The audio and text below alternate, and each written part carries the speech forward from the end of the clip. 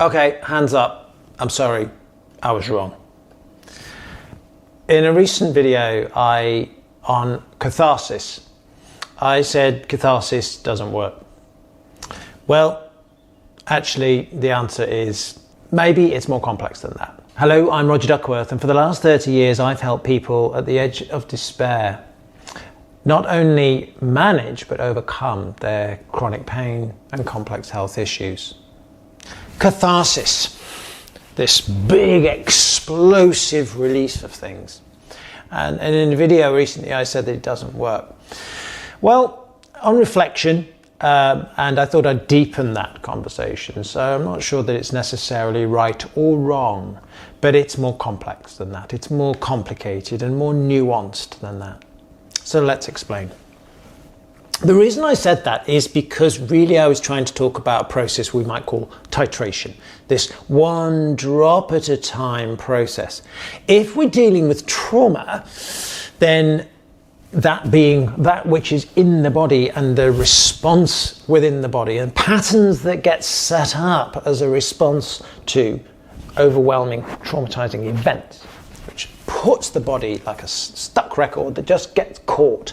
It throws the system off. If we're trying to work with that, then if we just go diving into the experience in the body too much, sometimes all that happens is the body goes, okay, last time I was here and I felt this feeling in my body, it was too much for me, or I heard that loud bang, then what happened very, very fast is my body went, okay, last time I heard that loud bang, it's so what we might call overcoupled with the experience as a war soldier in Iraq, and so the last time I had to deal with it this way, and so I copy and paste exactly the pattern that I did. So trying to just go dashing back into that again won't work, and that's what I meant by catharsis won't work. It doesn't work. However, if we look at indigenous cultures, and I think I've spent a long time looking at other tribes and other systems of healing around the world and how different people do things. If we have some humility, what can we learn from them? There's some interesting statistics that Italian populations tend to deal with grief better than British populations, for example. And the hypothesis is that in some way the much more cathartic wailing, the expressiveness, the classic archetypal expressiveness of the Italian somehow allowed for this outpouring of grief to process it, rather than the stiff upper lip British way of keeping it all contained. Now, does that come at any disadvantage? Seemingly not. And sometimes, we can allow, I think, some emotional outpouring.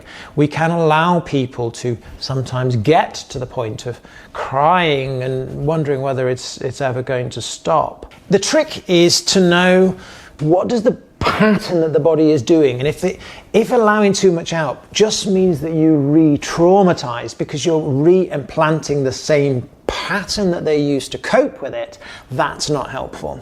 But if we track and we can see that their body is dealing with it appropriately, then let it go. Literally, we can let it go, because as long as that's then, it wanted to shut it down, now it's done this, let it go. And actually that can be through dance, through singing, through music, through wailing, through shaking, through all sorts of things. But that doesn't always work, and that's again the skill of working with an experienced practitioner to know, well, which way do I go? And I'm not sure that if anybody goes, well, which should I do? Should I let it go? I can tell you now that the answer in the next video to that would be, it depends. And I can't tell you unless you work with someone who is able to track and know whether your body's doing the right thing or not.